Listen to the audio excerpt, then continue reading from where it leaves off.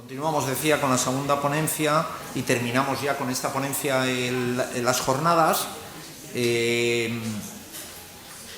trata, la persona que la va a impartir, de Lucía Barrancos Julián, que yo creo que tampoco tiene que ser demasiado presentada porque es conocida después de estar 11 años trabajando en un destino tan idílico como San Vicente de la Barquera, aunque acabaste un poquito cansado, pero vaya sitio para trabajar, por lo menos el edificio, las vistas que tiene maravillosas, pero un lugar complicado, con mucha litigiosidad civil, con una extensión tremenda de territorio y sobre todo un juzgado único. Bueno, en estos momentos Lucía es juez de adscripción territorial del Tribunal Superior de Justicia de Cantabria y tiene experiencia suficiente para disertar sobre una materia que a mí me parece muy delicada y que esto sí, que posiblemente no hayamos visto ya ningún supuesto, más allá de que curiosamente la Sala de Gobierno del Tribunal Superior ha impuesto ya 2 sanciones por abuso del servicio público, pero es la comparación entre el comportamiento extraprocesal y el procesal a los efectos de valorar la imposición de costas o la exoneración de costas y luego las multas por abuso del servicio público. Esto es lo nuevo de la ley y yo creo que es un tema delicado, complejo, más complejo de lo que parece inicialmente, ¿verdad? Más complejo por el tema de la confidencialidad también, es decir, el juez cuando dicta sentencia no conoce cuál es el contenido de la negociación, pero luego se abre cuando ya ha impuesto las costas, entonces es un poco lío, hay que entenderlo. Adelante, Lucía. Bueno, muchas gracias por la presentación y por la invitación. Espero que os sirva la ponencia. Bueno, vamos a tratar entonces el comportamiento de las partes en la negociación previa y estos otros extremos relativos al abuso del servicio público de justicia y la imposición y la exención de las costas procesales. La Ley Orgánica 1/2005 lo que ha hecho es introducir un cambio muy significativo en el procedimiento civil desde la entrada en vigor de la Ley de Enjuiciamiento Civil del año 2000. La reforma no solamente se limita a imponer los medios adecuados de solución de controversias como un requisito de procedibilidad, lo que hace es modificar de manera radical el régimen de imposición de las costas y lo hace incluyendo 2 supuestos novedosos. Por una parte, tenemos que ya entrar a valorar cuál es la conducta previa de las partes antes del procedimiento judicial y por otra parte está la posible aplicación de este nuevo o no tan nuevo concepto del abuso en el servicio público de justicia. La reforma lo que hace es partir de una idea sencilla. El procedimiento judicial deja de ser el único espacio legítimo para la resolución de los conflictos. La conducta de las partes antes de iniciar ese procedimiento judicial comienza a tener una relevancia que no tenía antes, una relevancia que es de carácter económico y también jurídico. Por lo tanto, ya no basta con quien gana o quien pierde, importa también y mucho cómo se comportaron las partes con carácter previo al inicio del procedimiento judicial precisamente para intentar evitarlo. La nueva regulación lo que obliga es a replantearnos conceptos tradicionales como los de la temeridad, la mala fe o el abuso de derecho. Y lo hace desde una nueva lógica que está orientada, por una parte, a incentivar la solución consensuada de los conflictos y por la otra a intentar proteger la sostenibilidad del sistema judicial y ya veremos si finalmente de esta manera se consigue. Por lo tanto, la negociación previa es un criterio relevante y deja de ser una fase previa que nosotros desde un punto de vista judicial no teníamos en cuenta. La consideración de los más como un requisito de procedibilidad lo que hace es provocar que la colaboración de las partes en la búsqueda de la resolución consensuada del conflicto pase a ser un criterio de carácter decisivo. El artículo 7.4 de la Ley Orgánica 1/2005 establece que cuando se inicia un procedimiento judicial, tras esta actividad negociadora previa sin acuerdo, los tribunales entonces tienen que tener en consideración 2 cosas. Por una parte, la colaboración de las partes respecto de la solución consensuada y la otra, el potencial abuso en el servicio público de justicia. La consecuencia, por lo tanto, es que la condena en costas deja de depender exclusivamente del resultado del proceso. Tradicionalmente, el sistema español descansaba en el principio del vencimiento objetivo, pero la reforma introduce una nueva dimensión valorativa que es la valoración de la conducta procesal de las partes. Así, desde esta perspectiva, la negociación previa deja de ser un mero trámite formal para convertirse en un comportamiento que ya es jurídicamente relevante y que puede dar lugar a la modificación del tradicional régimen de imposición de las costas. Lo que el legislador pretende de esta manera es incentivar auténticos intentos de acuerdo y desincentivar aquellos supuestos intentos que lo único que hacen es cumplir formalmente el requisito de procedibilidad. Bueno, vamos a entrar en concreto ya a analizar esta modificación sustancial de los artículos 394 y 395 de la Ley de Enjuiciamiento Civil. En el artículo 394.1 lo que se hace es modificar la tradicional regla del vencimiento objetivo. El artículo 394.1 lo que hace es permitir que quien obtiene un pronunciamiento a su favor, en cambio, pueda no obtener un pronunciamiento en costas a su favor, como venía sucediendo tradicionalmente, si previamente ha rehusado de manera injustificada comparecer a un MASC al que hubiese sido efectivamente convocado. Por lo tanto, ya no basta solamente con ganar, esta nueva regulación lo que hace es verdaderamente sancionar a quien, habiendo vencido, sin embargo, priva del pronunciamiento en costas si rehusó participar en el MASC. Lo importante de esta regulación es que, por la manera en que está redactada la norma, se trata de una medida de carácter absoluto, es de aplicación imperativo. Entonces, lo importante será ya entrar a analizar cómo es necesario que las partes acudan a este procedimiento de negociación previa para que se entienda cumplido el requisito. ¿Qué se debe entender por rehusar participar en un MASC? En este sentido, bueno, puede ser claro entender cuándo una parte ha rehusado participar en el MASC cuando, por ejemplo, se trata de un supuesto de la intervención de un tercero neutral.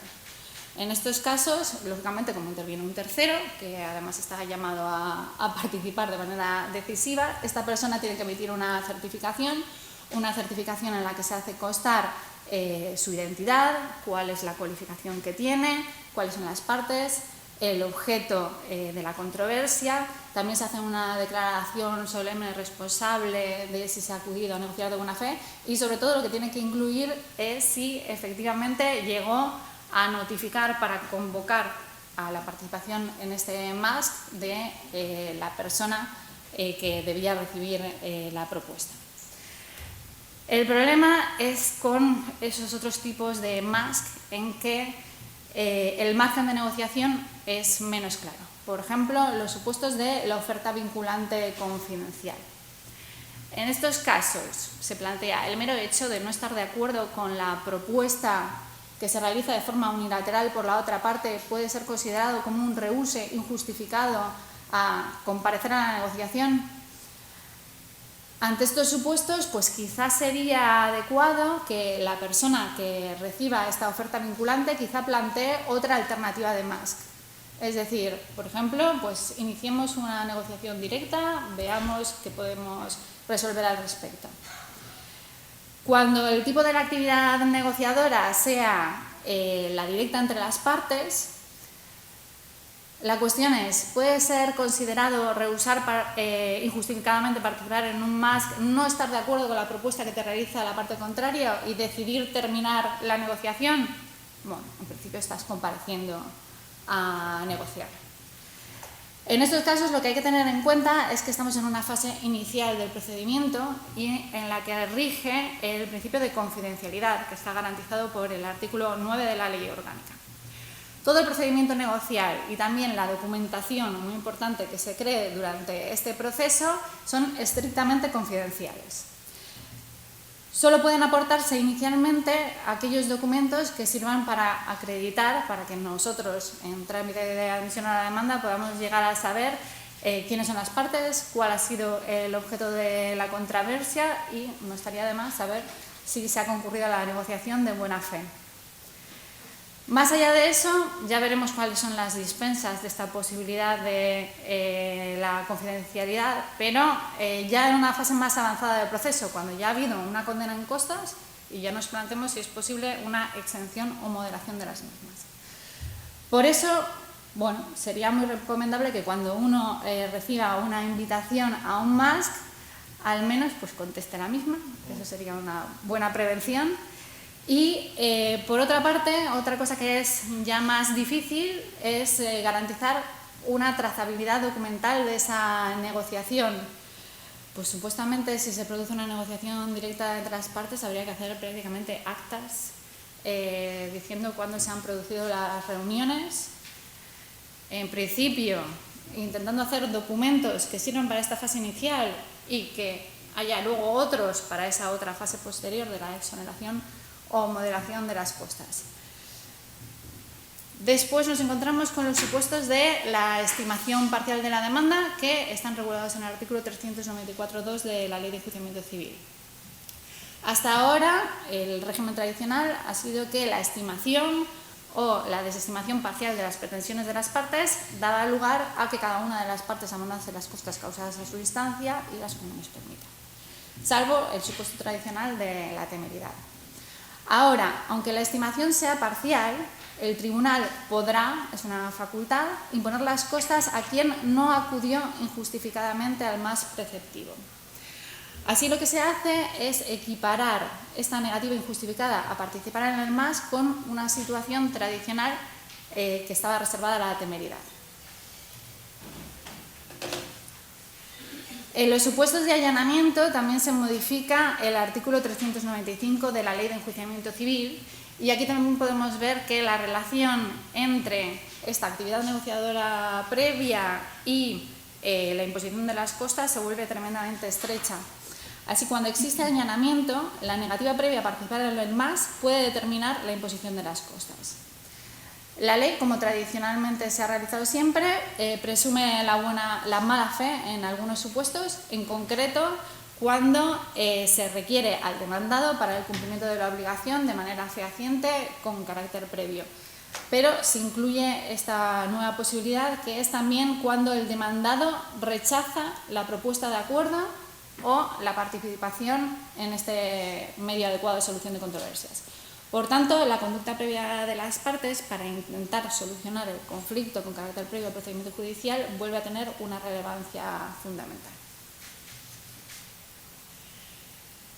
La segunda gran novedad que introduce la ley orgánica es que se altera el régimen tradicional de imposición de costas con este nuevo concepto, que es el de abuso del servicio público de justicia.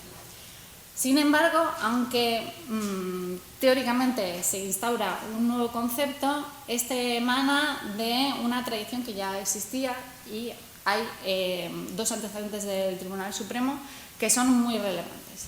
En primer lugar, nos encontramos con la sentencia del Tribunal Supremo 1715/2024 de 20 de diciembre. Lo que hace es resolver un litigio en el cual lo que se pretende es la nulidad por usura de un micropréstamo. Bueno, también subsidiariamente se ejercitan otras acciones, pues las de siempre, que si la pretendida nulidad por falta de transparencia de los intereses remuneratorios y subsidiariamente de los intereses de demora. Pero lo fundamental es que el Tribunal Supremo, al resolver, no se basa o no se centra más que nada en esas cuestiones, sino que en lo que focaliza su resolución es en que la conducta del demandante ha sido de posible instrumentalización del proceso. Y aquí os he preparado una diapositiva muy bonita que yo creo que refleja muy bien lo que pretende manifestar el Tribunal Supremo. El caso que se presentaba era el siguiente. Se trataba de un prestamista que contrata un micropréstamo, el típico, 12 meses, cantidad baja, creo que eran unos 500 euros, y además lo cancela anticipadamente. Yo creo que está 2 meses y lo cancela. Después de eso, requiere extrajudicialmente a la entidad financiera para que se declare la nulidad. Pero lo curioso es que cuando la entidad bancaria no le contesta, lo que hace es demandar y el mismo día que demanda, además, pide un nuevo micropréstamo, esta vez pues por 300 euros. El Tribunal Supremo lo que hace es considerar que es especialmente relevante la desproporción existente entre el reducido interés económico de la reclamación, ahí tenemos la punta del iceberg, y el beneficio económico que se pretende derivado de una eventual condena en costas. A partir de estos datos, lo que hace el Tribunal Supremo es concluir que el demandante había provocado artificialmente la controversia con la finalidad principal de obtener la condena en costas. Aprecia una conducta contraria a la buena fe procesal y constitutiva de lo que llamaba entonces abuso del proceso. En consecuencia, lo que hace es desestimar la demanda, le impone las costas, pero es que además da cuenta al Ministerio Fiscal por si los hechos pudiesen ser constitutivos de un fraude procesal. Por lo tanto, esta sentencia resulta especialmente relevante porque ya va anticipando lo que es este concepto que ahora se positiviza del abuso del servicio público de justicia. La otra sentencia a la que me quería referir era la 191, a ver que me estoy olvidando. La 191/2025 de 6 de febrero, recurso 2020/2024, que lo que hace es declarar la preclusión de una acción que lo que hace es reclamar una indemnización de daños y perjuicios derivada de un procedimiento previo en el cual se había ejercitado una acción declarativa de intromisión en el derecho del honor por inclusión indebida en los ficheros de morosos. La única cuestión que en realidad pasa a centrar el debate del Tribunal Supremo es precisamente esa: si es posible que se fragmente la pretensión de una manera pues artificiosa e innecesaria, generando dos procedimientos, o si verdaderamente es posible plantear previamente una acción declarativa, a la que se declara en este caso la intromisión ilegítima en el derecho al honor, y luego ejercitar, por otra parte, la pretensión de condena de los daños y perjuicios, pero una vez la primera sentencia es firme. La Sala solamente ha considerado justificado la interposición de una nueva demanda posterior a esta acción declarativa en casos muy restrictivos, y lo hace cuando la incertidumbre sobre la existencia, naturaleza o alcance de la situación o relación jurídica lo justifica. En este caso, lo que hacía el demandante es decir, bueno, pues es que en este momento no puedo cuantificar mi pretensión, no puedo saber cuál es el perjuicio que se me ha causado. Sin embargo, el Tribunal Supremo dice que esta justificación es totalmente inconsistente. Dice, resulta patente que no existía obstáculo alguno para que en la primera demanda se hubiese formulado la pretensión de condena dineraria que formuló en la segunda demanda. El fraccionamiento de las pretensiones en diversas demandas ha de considerarse como un abuso del proceso. La falta de justificación de la conducta procesal de la demandante constituye un abuso del proceso y determina que con la interposición de la primera demanda precluye la posibilidad de interponer una posterior demanda. Bueno, entonces, ¿en qué consiste el abuso en el servicio público de justicia? Nuevamente nos vamos a referir al preámbulo de la ley orgánica, que bueno, pues a estos efectos la verdad es que sí que tiene alguna utilidad. Lo que hace es, se identifica este nuevo concepto con una actitud de todo punto incompatible con la sostenibilidad del servicio público de la Administración de Justicia. Se considera que este abuso aparece cuando se hace un abuso y un uso irresponsable del ejercicio de este derecho fundamental a acceder a los tribunales, cuando hubiese sido factible y evidente una solución consensuada. Se ejemplifican dos supuestos distintos. El primero, pues los casos de cláusulas abusivas que ya hubiesen sido resueltos con carácter firme, con idéntico supuesto de hecho y de derecho, una cosa fundamental a la que ya me referiré posteriormente.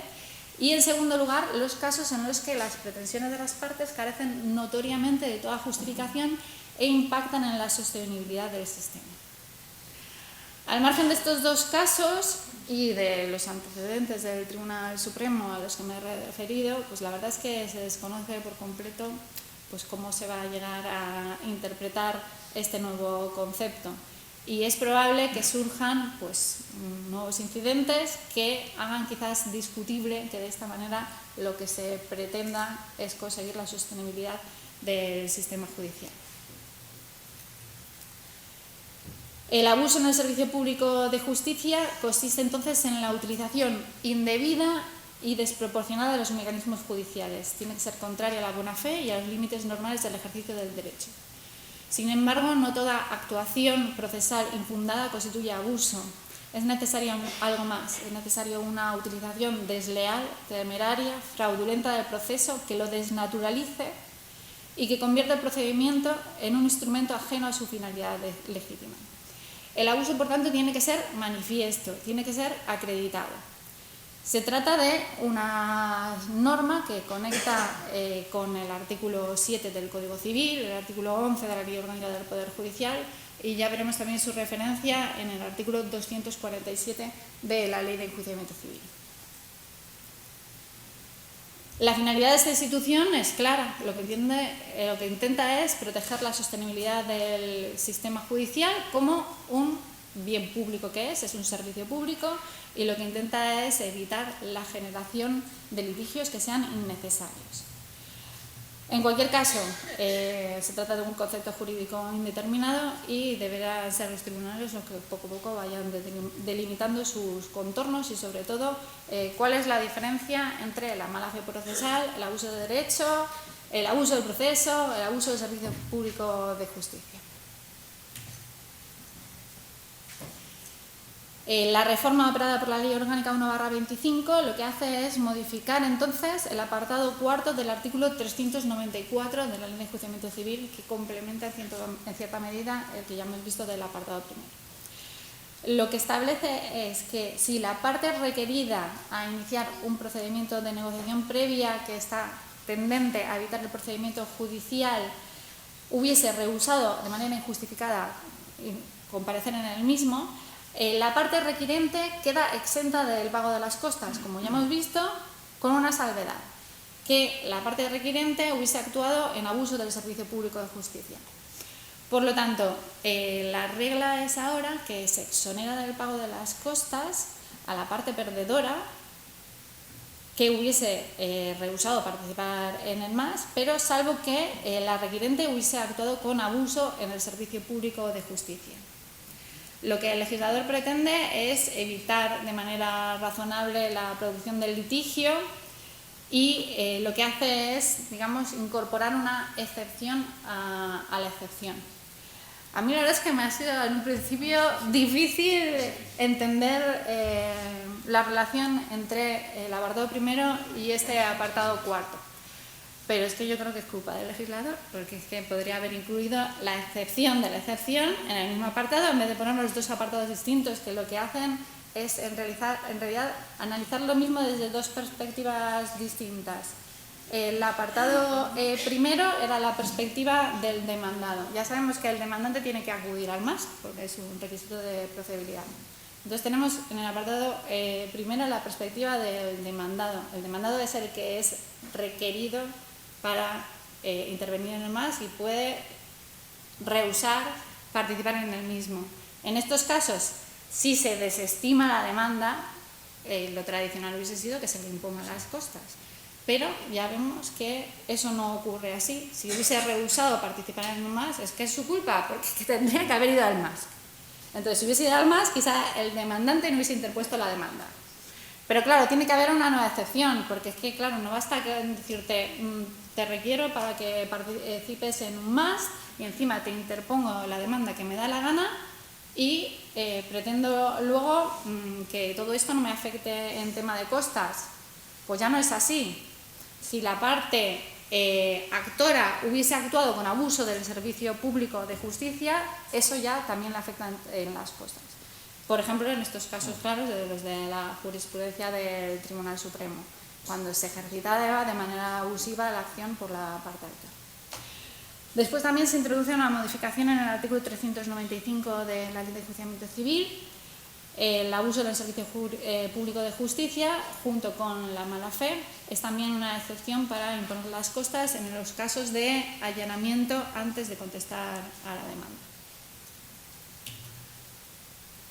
Bueno, también es relevante la aplicación de este concepto en el ámbito del artículo 247.3 de la Ley de Enjuiciamiento Civil, que, como ya sabréis, regula la posibilidad de imponer una multa a las partes en los supuestos en que se hubiese actuado en el proceso con abuso en el servicio público de justicia. El importe de la multa pues, puede oscilar entre 180 y 6.000 euros, en todo caso no tiene que superar la tercera parte de la cuantía del litigio.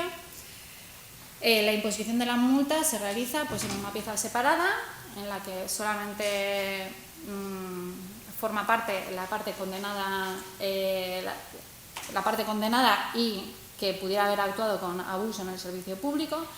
Se le da traslado para que pueda hacer alegaciones y luego se dicta un auto. Este auto, conforme con el artículo 556 de la Ley Orgánica del Poder Judicial, tiene la posibilidad de un recurso facultativo de audiencia de justicia. Bueno, es un recurso de carácter, digamos, gubernativo. Y después está la posibilidad de interponer ya el recurso de alzada ante la Sala de Gobierno. Se trata de un supuesto regulado en el título quinto del libro séptimo de la Ley Orgánica del Poder Judicial, a la que ya se refiere claramente este precepto, evitando conflictos que surgieron en el pasado. Bueno, ya sabéis también que en particular en el Partido Judicial de Santander tenemos aquí un precursor en la aplicación de la norma, mi compañero don Íñigo Landín, que me ha precedido en el uso de la palabra, que ya ha interpuesto varias multas. Yo en cada café y en cada WhatsApp me he dedicado a preguntar en todos estos tipos desde que se me encomendó la ponencia, preguntar a los compañeros a ver si lo estaban haciendo o no. Pues en principio el único que lo ha hecho en el Partido Judicial de Santander es Íñigo, que ha tenido la valentía de empezar a aplicar la norma y ver qué pasa. Entonces vamos a ver qué es lo que ha pasado. Tenemos un primer acuerdo de 5 de diciembre de 2025, que lo que hace es desestimar un recurso de alzada interpuesto por el BBVA contra la imposición de una multa de 2.000 euros por abuso en el servicio público de justicia. El procedimiento lo que hacía era centrarse en una cosa tradicional, que es la prescripción de la acción de restitución en los casos de declaración de abusividad de la cláusula de atribución indiscriminada de gastos, de los préstamos con garantía hipotecaria. El BBVA pues sigue, bueno, o hasta ese momento seguía discutiendo cuándo era el dies a quo de la prescripción y lo que ha venido diciendo en las contestaciones a demandas es que el dies a quo estaba en el momento de la publicación de la primera sentencia sobre esta materia, la sentencia del Tribunal Supremo 705/2015, y que por lo tanto desde el 21 de enero en que se había publicado la sentencia pues contaba los 5 años, por lo tanto a partir del año 2021 prescribieron todas estas acciones. Pues bien, el acuerdo de la Sala de Gobierno lo que hace es recordarle al BBVA que al tiempo de la contestación a la demanda ya había jurisprudencia del Tribunal Supremo. Hubo una primera sentencia, que es la sentencia 857/2024. Después ha existido además algunos pronunciamientos del Tribunal de Justicia y también ha habido posteriormente numerosas sentencias, que aquí se me ha olvidado pasar por aquí, a ver, no estamos bien.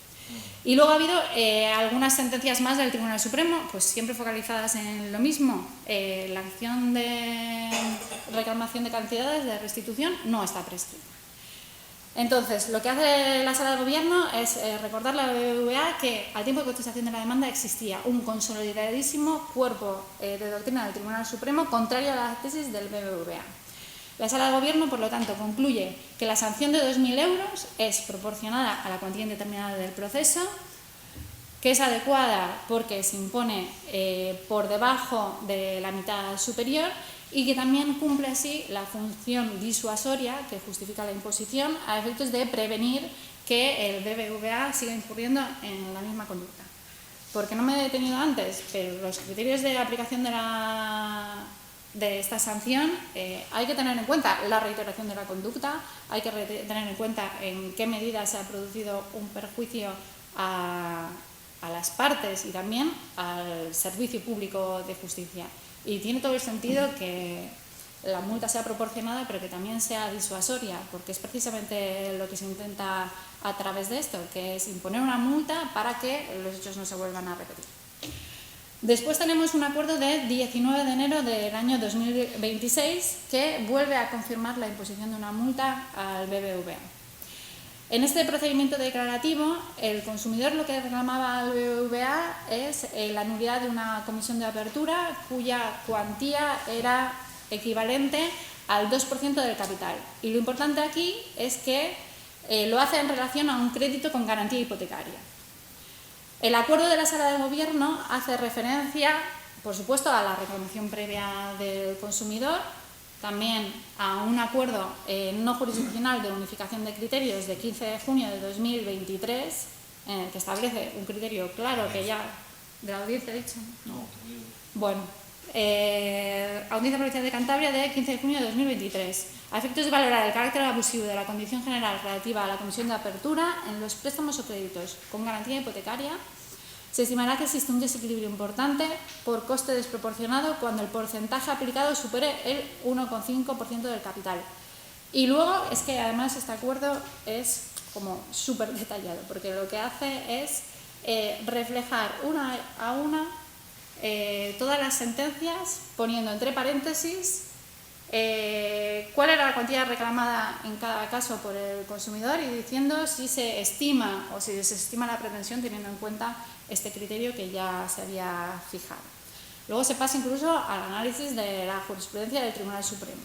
Lo que hace la Sala de Gobierno es concluir: el abuso del servicio público de justicia debe ser integrado con la valoración de la conducta de las partes antes y durante el procedimiento judicial, y particularmente con su verdadera voluntad y la colaboración en la solución extraprocesal consensuada, con mayor razón cuando el objeto de la discusión ha merecido ya un tratamiento judicial uniforme. En consecuencia, estimamos que ha existido en la conducta procesal de la parte, bajo los antecedentes señalados, una utilización irresponsable del proceso, y por ello se consuma un abuso en el servicio público de justicia que, al amparo del artículo 247, fue oportunamente corregido. Bueno, estos son dos acuerdos en los que efectivamente se ha confirmado la multa, pero como Íñigo es muy valiente y ha seguido explorando los contornos de este nuevo concepto, también ha habido acuerdos que no han sido favorables y han revocado la multa. Hay un primer acuerdo de 26 de mayo de 2026 que lo que hace es revocar una multa impuesta al Banco Santander.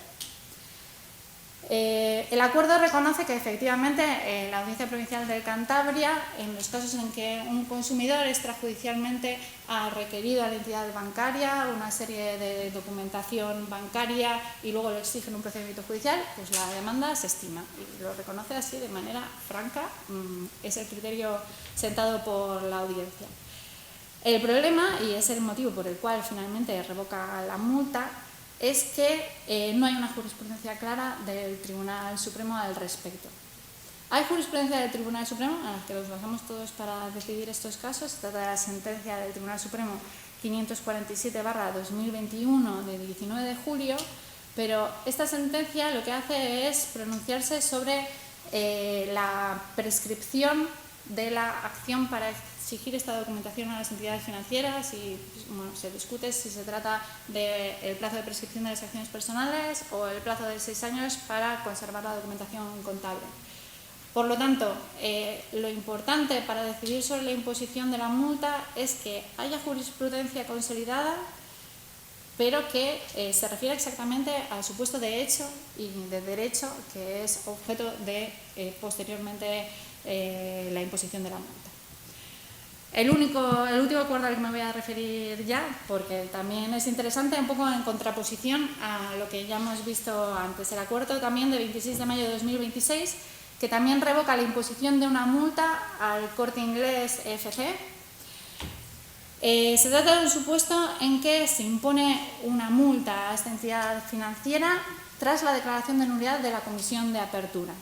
Y por eso yo quería detenerme un poco en este acuerdo, porque nuevamente la Sala de Gobierno dice que es perfectamente razonable lo decidido en instancia. Es perfectamente razonable aplicar el mismo criterio para los préstamos con garantía hipotecaria que para estos otros préstamos que no tienen garantía hipotecaria. El problema es que no hay jurisprudencia del Tribunal Supremo al respecto. Así se explica que en materia de comisión de apertura de créditos no hipotecarios a pesar del dictado de este tipo de sentencias totalmente fundamentadas, que permiten aplicar a estos contratos los mismos requisitos de proporcionalidad y de transparencia que a los de crédito hipotecario, no existe jurisprudencia emanada de la Sala Primera del Tribunal Supremo tan consolidada. La Sala destaca que la conducta de la entidad financiera no encaja en la conducta de una parte que haya de ser colaboradora con el Servicio Público de Justicia. Pero como el objeto de la discusión no ha tenido un tratamiento judicial uniforme por las más altas instancias, pues finalmente se revoca la sanción. Bueno, y en este sentido se han seguido produciendo algunos acuerdos también posteriores, pero bueno, yo creo que con esto ya queda sentado lo decisivo, que es que para imponer una multa por abuso del servicio público de justicia es necesario, por una parte, valorar el comportamiento preprocesal de las partes, que exista una reclamación del consumidor y ver cuál es la conducta de la entidad bancaria, y también que exista una jurisprudencia clara y reiterada del Tribunal Supremo y que sea verdadera jurisprudencia, es decir, referente al mismo supuesto de hecho y de derecho. Por tanto, no valen los obiter dicta. El Tribunal Supremo, como hemos visto, se ha referido a este concepto de abuso del proceso que nos sirve de base para el abuso del servicio público de justicia. Pero es que ha ido también más allá, ya está haciendo algunas advertencias claras que deberían ser tomadas en cuenta. Tenemos que partir del hecho de que el Tribunal Supremo pues, no está aplicando la Ley Orgánica 1/25, porque obviamente si no han llegado sentencias prácticamente a la audiencia provincial, pues difícilmente van a llegar al Tribunal Supremo. Pero ya está diciendo que el abuso del proceso, que ahora se interpreta como abuso en el Servicio Público de Justicia, puede tener una trascendencia relevante en materia de costas, y habrá que ver si en el futuro, cuando ya toque procedimientos tras la entrada en vigor de la Ley Orgánica 1/2005, pues se pueda decidir incluso a imponer multas. Tenemos estas dos, no resoluciones, una es un acuerdo no jurisdiccional del Pleno, es de 27 de enero de 2026, que lo que hace es derivar a mediación determinados recursos masa en materia del llamado cártel de los camiones. Yo la verdad es que no sabía de la existencia de este tema, pero parece ser que... 4.000, creo que tiene 4.000. Hay pues un periodo de tiempo en el que hubo una serie de marcas que fabricaban camiones que hicieron un pacto colusorio de la competencia y por lo tanto ahora se está reclamando pues esta diferencia entre el teórico coste y lo que fue consecuencia de este pacto colusorio. Y debe haber tantos recursos que ya el Tribunal Supremo se ha puesto serio y los ha derivado a mediación. Y lo que dice es que la eventual negativa a colaborar en una resolución consensuada del conflicto podrá tener efectos en materia de costas. Se valora a este respecto que las partes cuentan ya con elementos de previsibilidad suficientes para conocer cuál será la respuesta de la Sala si finalmente no queda otro remedio que resolver el recurso a través de sentencia. La interpretación jurisprudencial de los artículos 7.1 del Código Civil, 11 de la Ley Orgánica, 394, 398 de la Ley de Enjuiciamiento Civil, lo hacía en referencia a la legislación anterior, en particular los conceptos de la buena fe procesal y la temeridad de la condena en costas y la elaboración jurisprudencial de la figura del abuso del proceso, y hace referencia a su sentencia a la que me he referido antes, la 1715 del año 24, y por otra parte dice que la necesidad de garantizar en la medida de las posibilidades de la Sala la sostenibilidad del sistema del servicio público de la Administración de Justicia exigen esta derivación de mediación y sobre todo también para evitar el daño que produce al conjunto del sistema la ineficiente utilización de la casación civil. Les pega un buen tirón de orejas, veremos si llegan a acuerdos. Y luego he encontrado también este auto del Tribunal Supremo, que es bastante reciente, de 18 de marzo de 2026, que pues admite a trámite pues porque no le queda otra opción, que obviamente al admitir a trámite los recursos de casación lo hace nuevamente en relación a la validez de una comisión de apertura, pero es que ya advierte prácticamente estoy ya cansado. El Tribunal Supremo se ha pronunciado sobre la materia en varias sentencias y hace una enumeración de ellas. Conforman una jurisprudencia consolidada. No tendría sentido que nos dedicáramos a reiterar en todos los recursos pendientes esta doctrina jurisprudencial, lo que podría llevar años de dedicación en exclusiva, cuando las partes pueden llegar a un acuerdo para la terminación del proceso, porque conocen de antemano cuál será el sentido de la resolución de la sala. El tribunal podría entender que la falta de acuerdo de las partes, salvo que concurran circunstancias que lo justifiquen, constituye un abuso del proceso y lo tendría en cuenta al pronunciarse sobre las costas. Bueno, el apartado cuarto de este mismo artículo no solamente prevé la posibilidad de la imposición, como hemos visto, de una multa a las partes, sino también existe la posibilidad de una multa ya a los profesionales. Y lo hace atendiendo los mismos criterios, los mismos baremos que los que hemos visto anteriormente. Y no solamente está la posibilidad del juez de imponerle una multa a los profesionales, sino también el juez debe dar cuenta a los colegios profesionales correspondientes por si pudiera haber lugar a algún tipo de sanción disciplinaria. Y en el caso en que se haya actuado como consecuencia de una designación de la Comisión de Asistencia Jurídica Gratuita, pues también se daría cuenta.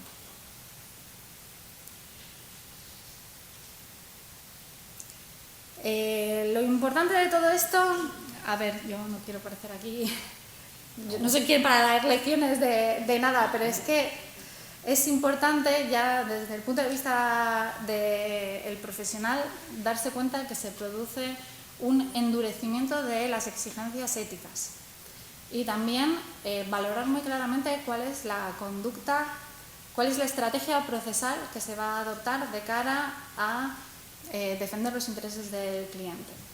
Lo que se está buscando con toda esta normativa es proteger la eficiencia del sistema judicial y la verdad es que responsabiliza a los profesionales del derecho del uso indebido de los recursos públicos. Por ello, sería adecuado que los profesionales lo que hiciesen es intentar evitar cualquier conducta que no solamente no sea abusiva, obviamente creo en la buena fe de los profesionales, pero que no puede interpretarse como tal. Por eso es muy importante documentar adecuadamente este trámite de la negociación previa. Y he leído por ahí también algún artículo de documentar la estrategia procesal, cosa que a mí me ha llamado particularmente la atención. Ya vemos que es que existe el riesgo de sanciones económicas, sanciones disciplinarias, inadmisión de pretensiones e incluso de responsabilidad civil profesional. Ya sé que es únicamente una sentencia de primera instancia, pero yo creo que vale la pena detenerse. Es una sentencia 426 de la plaza 6 de la sección civil y de instrucción del Tribunal de Instancia de Palencia. En este caso, 4 Financial Spain, no sé exactamente cómo se llama ya, sí, podría ser una manera, pero quería evitarlo.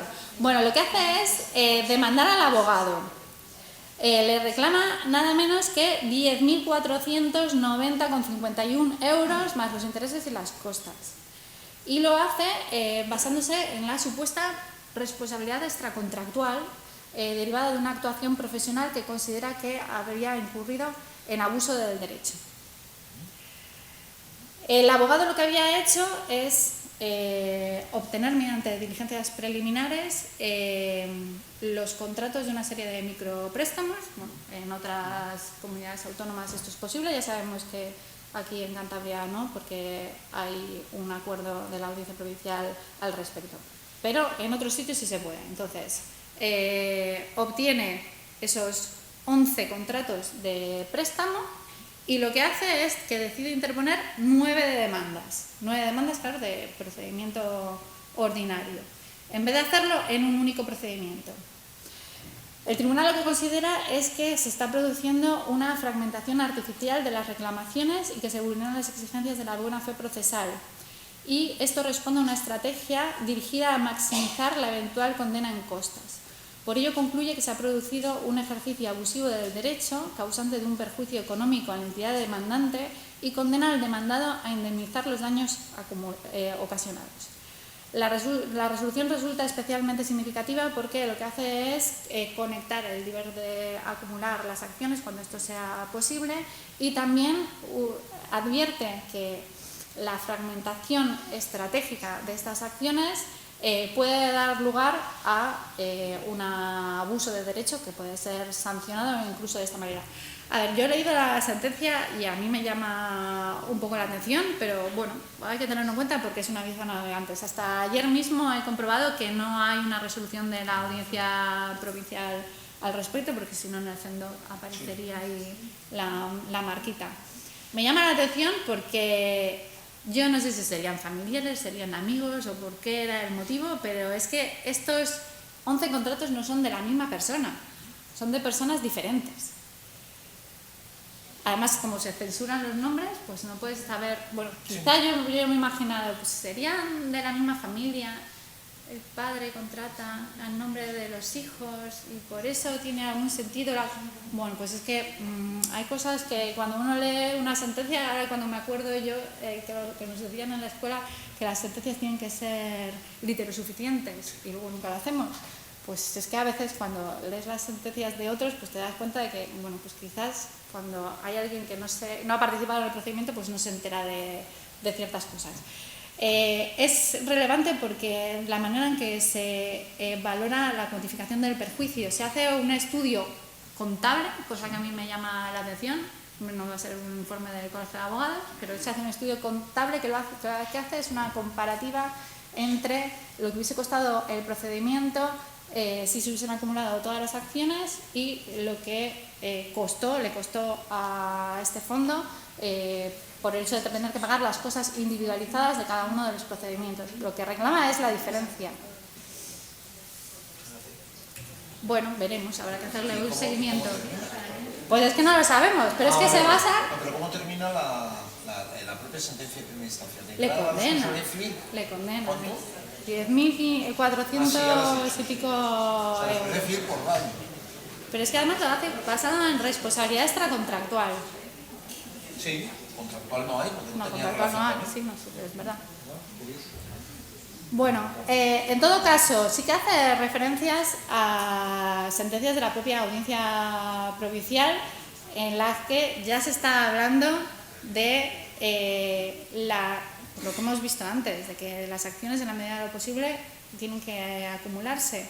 Y es que el problema es que había sentencias de la propia Audiencia Provincial con el mismo abogado y con el mismo fondo. Entonces, digamos que esta entidad financiera ya estaba un poco cansada.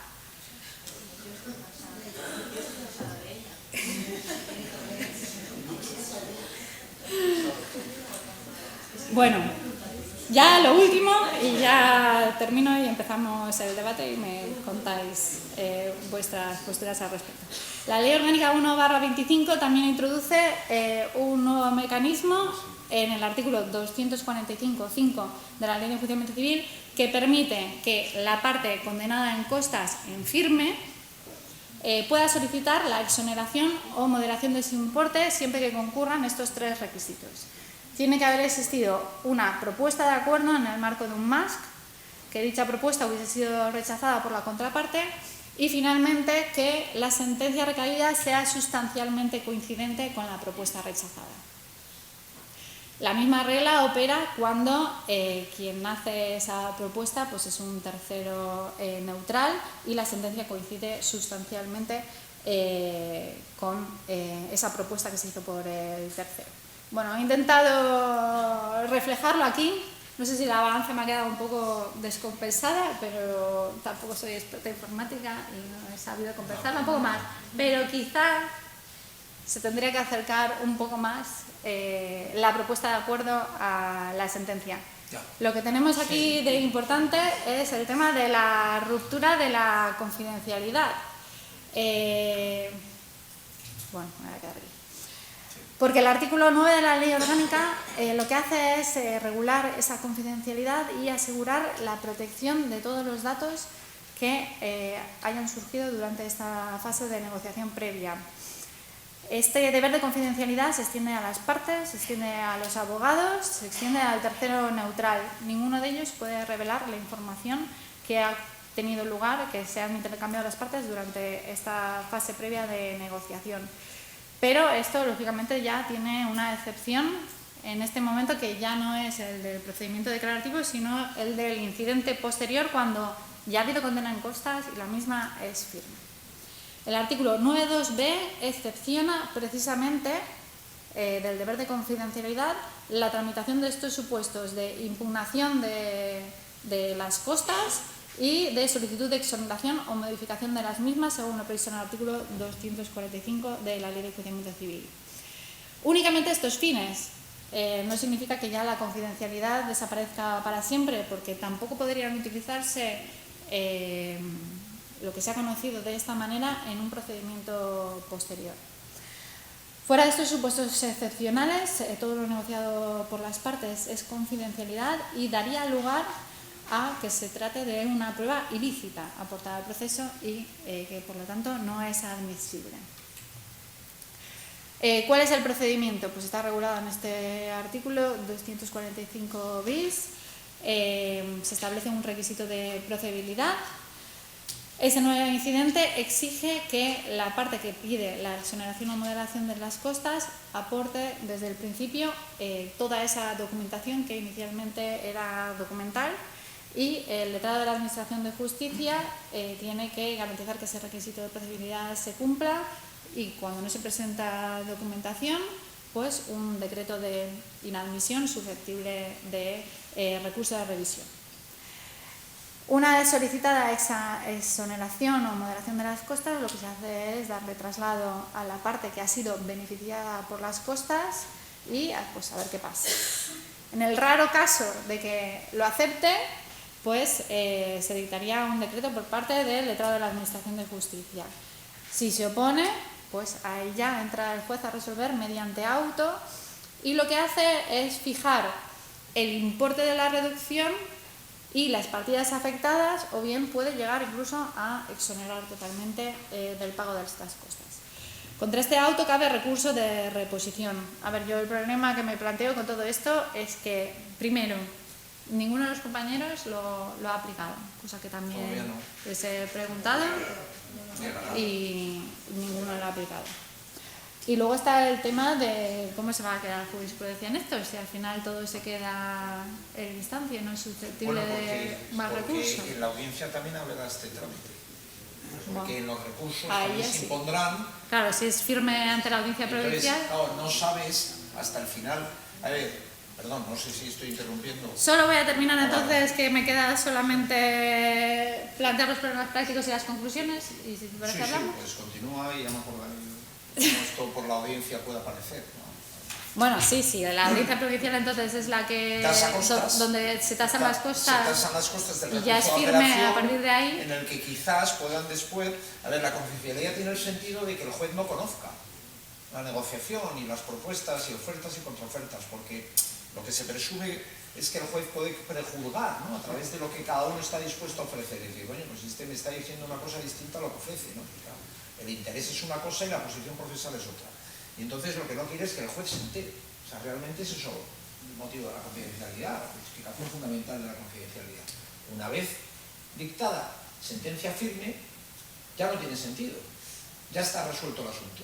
Por lo tanto, se levanta la confidencialidad. Esto es la organización mental del asunto. Entonces, como ha podido suceder que en la negociación le concedan la posibilidad de llegar a un acuerdo, incluso por más que le ha dado el juez, es cuando reaparece en el ámbito de la tasación de costas, la posibilidad de que a que se le han impuesto le diga, quíteme las costas, porque yo le ofrecí incluso más o lo mismo que ¿Y usted eso le se ha dado. podría en segunda instancia o volvería a la instancia? No, cada uno resolvería sobre las costas que ha impuesto. Pero es que no tiene mucho sentido, porque no se ha producido una nueva negociación para ir a segunda instancia. No. En el fondo, la valoración del de primera instancia es de la negociación previa al pleito. Y el de la segunda también. Lo que pasa es que no la conoce. Entonces, la gran cuestión que está contando Lucía es que a la hora de poner las costas no conoces el contenido de la negociación. Entonces, lo único que puedes apreciar es si uno rehúsa a aparecer, y a uso del negociar. servicio público. Que la mejor manera es decirme, yo no rehuso a negociar, y además quiero hacer ver al juez que yo no rehuso a negociar, lo que no acepto son las condiciones. Que no es lo mismo, rehusar es prescindir de la negociación. Claro, en ese momento el juez dicta sentencia con rehuse o no rehuse, pero no conoce el contenido de la tripa de la negociación, ¿no? Entonces, esto es una figura del derecho anglosajón, es curioso, que de Van Lecter se llama la figura, y la trajeron aquí por vía de enmiendas. Y entonces dice, como no conoce hasta que no hay sentencia firme, a partir de entonces se tasan las costas, ¿no? Después de la sentencia firme. Entonces, cuando se tasen las costas, veremos en primera y en segunda instancia si lo que yo le he ofrecido concuerda con la que le ha dado la juez.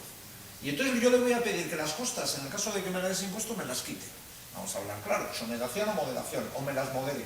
Y ahí vendremos el segundo pleito del asunto. Claro.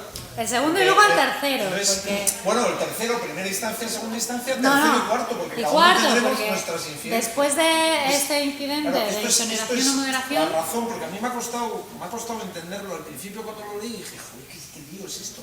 Para imposición, unos criterios, rehusar, pero luego para tasación o no, otros criterios, que es ya conocer el contenido de que... Y luego tampoco tienes criterios sobre cuándo quitas completamente las costas o cuándo las moderas. Eso se irá haciendo poco a poco. Claro. Entonces digo, ¿no vamos a tener criterios de la audiencia? Bueno, sí, tendremos criterios de audiencia respecto a las costas que ha impuesto la audiencia, que tasa la audiencia aunque no ejecute. Porque luego a la ejecución vuelve a la primera instancia. Pero sí, bueno, perdón. Bueno, y es que luego está el tercer o cuarto pleito, que es, una vez ya se resuelve sobre la exoneración o moderación de las costas en base a este criterio, pues surge de nuevo la impugnación de las costas, la tradicional de siempre. Entonces ya tenemos una fase más, que si por indebidas o por excesivas. Y en el tema de las excesivas, pues ya seréis perfectamente conscientes los profesionales que hay discrepancia de opiniones sobre el tema de moderar o no. Lo que hay que hacer es metabolizar que esto existe. Hay que saberlo, que esto existe, no vaya a ser que te lleves un... Bueno, pues justamente eso era lo que quería destacar en los problemas prácticos, que se trata de un concepto jurídico indeterminado.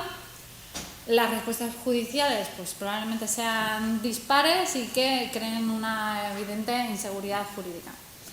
La principal crítica que se hace a esta legislación es que las partes lo que pueden hacer es seguir una estrategia en la negociación previa. Claro, es que lo que tú reveles en la negociación igual luego te repercute en las costas. Entonces, quizás las partes no quieren hacer constar propuestas de acuerdo que quizás saben que van a acercarse o no a la sentencia y que, digamos, se reserven esas propuestas para no dejar trascendencia de ellas en la negociación. Esto, pues, evidentemente, pues, incrementará los incidentes, como si ya no tuviésemos bastantes, y lo que hace es preceder al incidente posterior de la impugnación de las cosas por indebidas y excesivas. Y aquí ya, pues, el último inciso que quiero hacer al respecto es que en el tema de la impugnación de las cosas por excesivas también surge de nuevo este concepto del abuso del servicio público de justicia, porque el mismo sirve para imponer las cosas del incidente cuando se hubiesen impugnado con evidente abuso del servicio público de justicia. Así lo que se hace es nuevamente pues, reforzar esta función disuasoria de la categoría jurídica del abuso en el servicio público. Y simplemente unas breves conclusiones. Lo importante es que, evidentemente, la conducta desarrollada por las partes durante la negociación previa ha dejado de ser jurídicamente irrelevante y la imposición o, eventualmente, la exención o moderación de las costas va a verse sustancialmente alterada como consecuencia de ese comportamiento que hayan desarrollado las partes, no basándose exclusivamente en si alguien ha ganado o ha perdido utilizando el tradicional criterio del vencimiento objetivo. La buena fe negociadora adquiere una relevancia fundamental e inédita hasta el momento Exige que abogados y litigantes documenten adecuadamente sus actuaciones durante la fase preprocesal de negociación. El abuso del servicio público de justicia lo que hace es surgir como una nueva categoría jurídica que está destinada a proteger la sostenibilidad del sistema judicial y, por otra, también a sancionar los abusos que se puedan producir. Y, como siempre, pues tendrán que ser los tribunales los que finalmente delimiten los contornos de estos nuevos conceptos jurídicos indeterminados. Así que yo creo que habrá una ponencia en el futuro, dentro de 2 o 3 años al respecto. Muchas gracias. Bueno, gracias.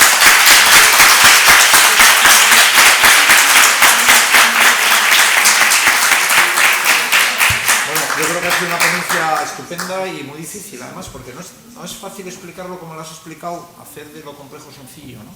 Es decir, hay otra también, una cierta, con esto de los MASC, ha habido una cierta angustia a la hora de exigir a los jueces que unificaran criterios, ¿no? Y bueno, lo hemos hecho, pero tampoco tenemos obligación, eso también hay que decirlo. Porque el sistema no nos obliga a unificar criterios. La ley no tiene reglamento, este es el problema. Y hay gente que quiere el reglamento de la ley, incluso el reglamento para Santander o para Cantabria. Entonces esto no existe. Si lo haces es porque consideras que es bueno y estás en condiciones de hacerlo. Para decir, unificar criterios sobre esto, no hemos visto ningún asunto, ¿cómo vamos a unificar? Los asuntos los vas viendo y vas ganando destreza cuando los vas conociendo.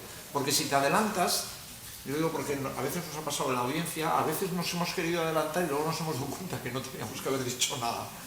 Porque luego te llega otro caso con una arista que no la has cerrado en el otro. O sea, eso es un tema bastante más delicado, la unificación de criterios. Se ha conseguido hacer, pero ya habéis visto que hay tantos por toda España que cada uno se tiene que coger el suyo. Entonces esto, bueno, pues es que hay leyes que no definen bien las cosas, nunca lo van a definir del todo, y entonces, bueno, pues eso es el margen de apreciación judicial.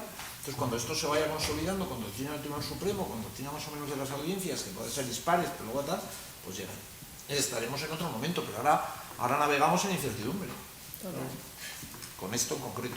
Aunque es relevante saber lo que existe, porque yo creo que hay gente que no sabe que se puede llevar el disgusto de que un pleito cuantioso y tal... Me llama la atención que se hace mucha referencia, por ejemplo, todos estos procedimientos de juicios verbales que no se celebra a la vista, pues se hace referencia en que si no se ha cumplido el requisito de procedibilidad, bueno, pues tarde, ya no es el momento, tendrías que haber interpuesto recurso contra el decreto de admisión.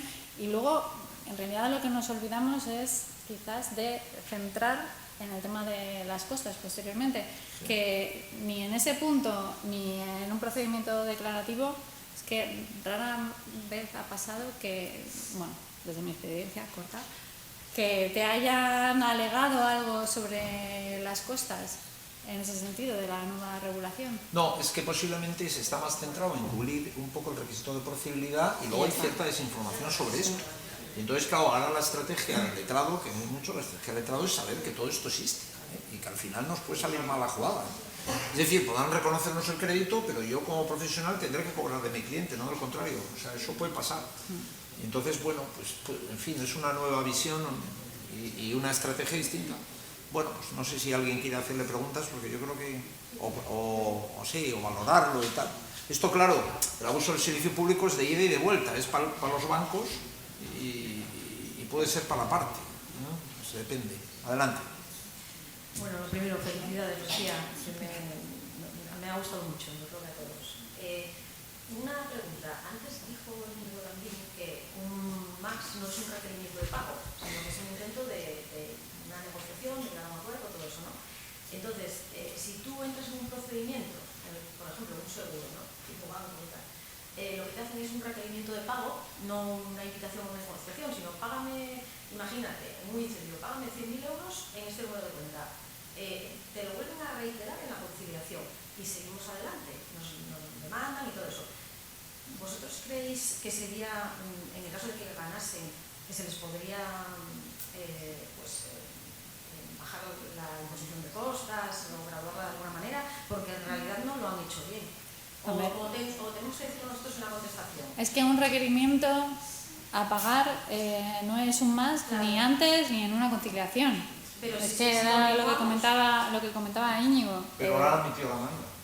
Vale, y si continuamos en esa fase de... A ver, es que yo creo que luego cuando lo la que... sentencia firme, ¿qué? Lo que hay que valorar aquí es la conducta negociadora de cara a si la propuesta realizada se acercaba o no a lo resuelto en sentencia. Es que estamos en un ámbito que es ligeramente distinto. Si en vez de 100.000 consideráis que hay que pagarle, no sé... Veremos, sí. veremos. Ya, vale. Pero, a ver, lo que está diciendo ella, estáis hablando más de la forma del MASC. Eso ya no importa para eso. No importa, porque la forma del MASC es para admitir o no a tramitar la demanda. Es que... Una vez admitido la demanda, de eso te olvidas. Entonces, en la contestación decimos que en realidad no es una invitación a una negociación, sino un requerimiento de pago. Bueno, ahí se admitiría y tendríamos que volver otra vez a negociación. No, ahí habría que ver si el momento apropiado, como ha dicho la Junta de Jueces de Santander, es, creo que lo habéis dicho, ¿no? Recurrir en cuanto te personas la providencia, el decreto de admisión. Vale. Pero eso es otro, pues eso es la primera No ponencia. es por saberlo, como no hay nada, como no hay todavía... Bueno, sí, hay 100.000 acuerdos de unificación, pero A ver, Santander eso es lo ha dicho. que más que nada lo que yo Esto es me otra he cosa. referido es a un segundo momento. Está el momento de la imposición de las costas, en las que el juez ya no tiene en cuenta únicamente el criterio del vencimiento objetivo. Es necesario entrar a analizar si se ha producido o no ese rehúse injustificado a la invitación a negociar, que es lo que valoramos iniciado, solamente a ver si se ha rehusado a la invitación a negociar.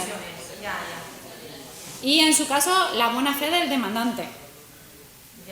Y luego está este otro segundo paso, que es una vez ya se ha dictado la sentencia y se han impuesto las costas, en las cuales ya se valoran criterios distintos. No se trata ya de ver si se ha cumplido o no el requisito de procedibilidad. Ya, aquí te refieres a algo más cuantitativo. Es decir, Claro. te he ofrecido X, se parece mucho a lo que se ha resuelto en la sentencia, por lo tanto, quiero que me rebajes. O cualitativo si no es prestación de edad, económica, puede ser... Sí, Esto lo sabrá mejor Enrique porque es estudioso del derecho procesal, pero esto yo lo tuve que estudiar y esto procede no de... Bueno, el derecho inglés es muy... hay menos derecho escrito que el continental.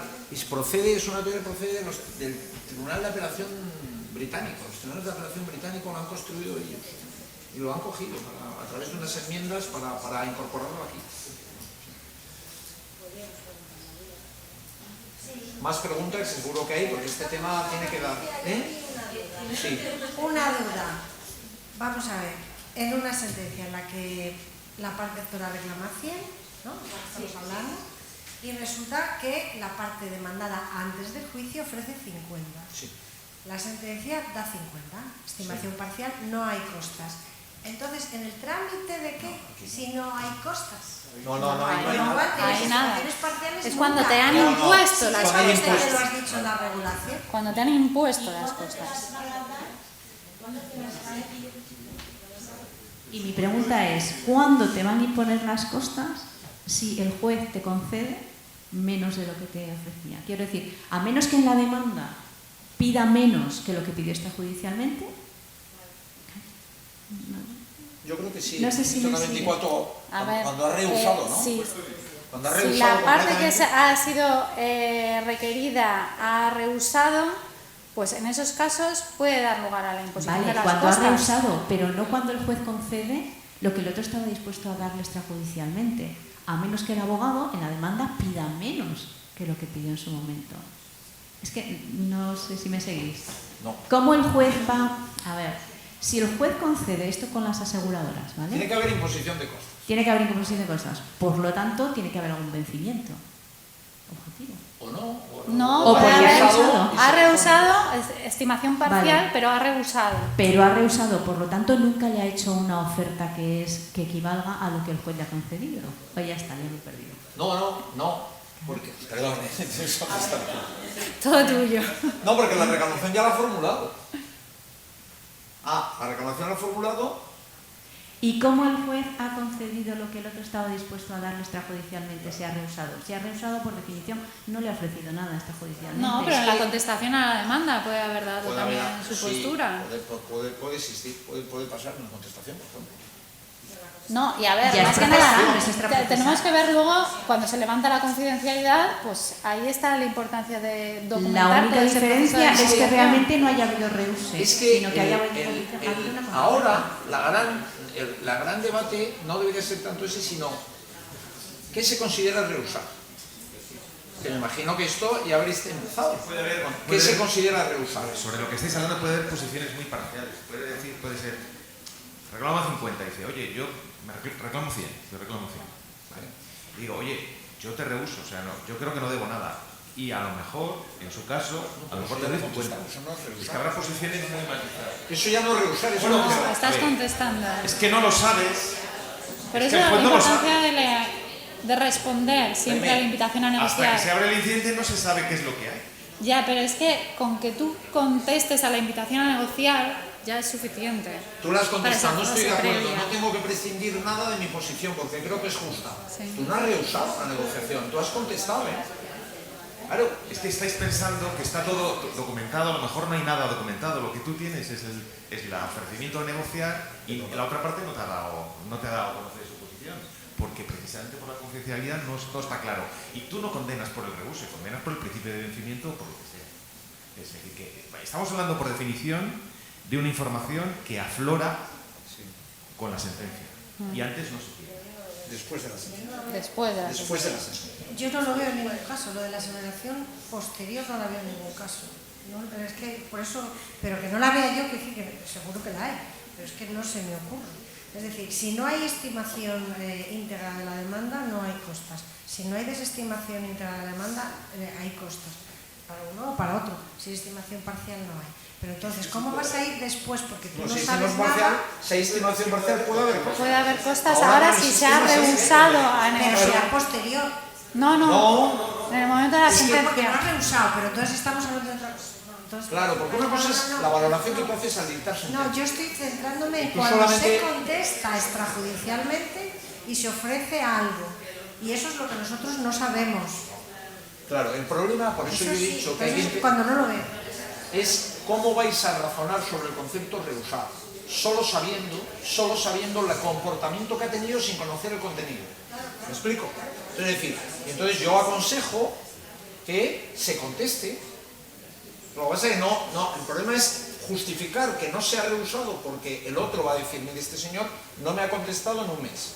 Imagínate la situación, o sea, le manda una carrera y no ha contestado en un mes. El otro tendrá, al contestar a la demanda, decir, oye, yo no le he contestado. Yo no es cierto que no le haya contestado, yo justifico indiciariamente que le he contestado. El problema es que, ahí viene la complejidad, no puedo aportar el contenido de mi propuesta. Pero sí en la contestación, estoy discurriendo sobre la marcha, pero vamos, en la contestación sí puedes expresar que tú no has rehusado. Rehusar es, yo no hago ningún caso a lo que me dicen. No hago ningún caso, de tal manera que se fracasa la negociación de forma tácita si al mes no hay contestación. Entonces, eso sí puede ser rehusar.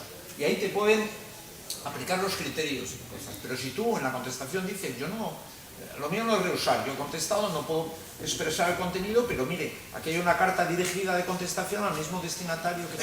Entonces el juez ahí tendrá que valorar si impone las costas por considerar que ha rehusado. Posiblemente no, diga, hay elementos que me llevan a pensar que no ha habido un rehuso, ¿no? Se está revisando la decisión de Una cosa quería yo apuntar al respecto.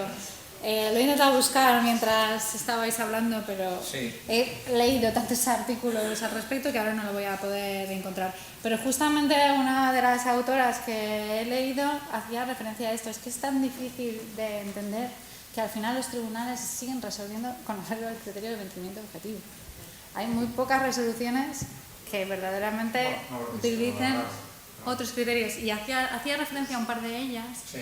No eran de aquí, de Cantabria, pero es que es tan difícil estos conceptos nuevos y ni siquiera los profesionales nos trasladan suficientemente para que tengamos elementos de juicio. Es que en la contestación a la demanda es que no se habla del rehuse. Bueno, pero quiero decir que se puede mandar como indicación que cuidado ¿En el con esto, juicio? que cuidado con esto que se puede llevar uno en disgusto. Digo, lo vías. Si cogéis literalmente el 245, lo que se puede pedir exoneración o moderación es cuando la propuesta se hubiera formulado en los MASC, no en la contestación a la demanda. Entonces, la única posibilidad que se me ocurre es lo que dice Jaime, que en principio tú dices que el otro reuso se te pone en las costas aunque haya estimación parcial porque estimas que es reuso, y luego a la hora de impugnarlo dices, no, yo no reusé. Aquí está la prueba y de hecho te ofrecí más o menos lo que tú pedías. Y lo que al final al final te concedo más o menos lo que el juez te ha concedido, más o menos lo que yo te ofrecí. Pero quitando ese caso, que además me parece ya de mala fe procesal, decir que has rehusado cuando de hecho ha habido una negociación, y ahí te mereces las costas y multa y todo lo que quieras, yo no sé. Lo que pasa es que yo no tengo claro que solo en los casos de reuse, solo en los casos en que haya habido reuse y imposición de la sanción en costas por rehusar, sea lo que permita luego pedir la exoneración de costas. O sea, que si te puede que haya una imposición normal de costas por criterio de vencimiento, porque tú no conoces el contenido de la negociación, y haya habido... A ver, voy a volver. Reuse es un motivo de imposición de costas, pero no el único motivo de imposición de costas. ¿De acuerdo? Bien. Entonces puede haber un no reuse, es verdad, no ha rehusado, pero y hay un criterio de imposición por vencimiento. ¿De acuerdo? Te vas luego al incidente y yo creo que sí que se permite, una vez levantada la confidencialidad, valorar cuál fue lo que se le propuso, aunque no haya rehusado. Y dijo, hombre, si este señor se ha metido en un pleito cuando le ofrecían 100 y le hemos dado 80, el pleito no tenía que haber ser producido. Y por lo tanto, las costas que habíamos impuesto se le exonera de pago, al contrario. Es que no le habías impuesto las costas así. No, yo estoy hablando de un caso no de reuse, un caso es simplemente de estimación. Una estimación que sería parcial, claro, en ese caso. Bueno, O sea, no sé. reclama 100, el juez le da 80. Sí. Entonces, después le impone las costas al demandado. Bueno, o hay una estimación sustancial y de repente... Bueno, pero partamos de que es una Pero estimación sería el parcial. único caso, porque si es una Bueno, estimación pero eso parcial... se Claro, muchas si es una veces. estimación, tiene que ser una Vale, estimación sustancial. pero eso ya es distinto. Eso es una estimación sustancial, pero es muy raro que haya No, ya una lo vais a imposición ver. de las costas si es Ya lo vais a ver si ahora. Puede darse salvo el consumo. Bueno, pues otras, pero pueden darse circunstancias que se plantea una acción principal y una acción subsidiaria. Gestiona la subsidiaria, que era la que había sido Por objeto de ejemplo. negociación y afectada. No es el pleito, no lo sabe, pero terminas condenando en costa porque independientemente que hayas estimado la principal o la alternativa, ha habido costas. Ese pues sería un supuesto, por ejemplo, reivindica una parte del terreno, una construcción extralimitada, el juez desestima la reivindicatoria y estima la indemnizatoria. Y eso mismo se había ofrecido en la fase estatal. Sí, no, habrá más Puede casos. plantearse circunstancias. Y luego ten en cuenta que no solo es exoneración, sino moderación. Porque si fuera exoneración dices, bueno, vas a darse pocos casos. Pero es que permite la moderación. De Es cada decir, partida y fijando el porcentaje, además. O sea, crea Es un mucha pleito de responsabilidad para el juez, porque en base también a veces a qué criterios, bueno, Crea los un pleito mismos en el que pleito. luego Y nos de- basamos para la impugnación de las cosas procesivas. Sí. Claro, y ahí se puede hacer. Bueno, sí, son un poco laboratorio y un poco por El día que tengamos Bueno, ¿alguna pregunta más? ¿Alguien que quiera hacer alguna observación? Bueno, pues nada más. Hemos terminado, yo creo, ¿no? Hemos terminado. Gracias a todas las personas que han colaborado con nosotros para que las jornadas salgan adelante y esperemos que hasta el próximo año. Feliz verano a todos.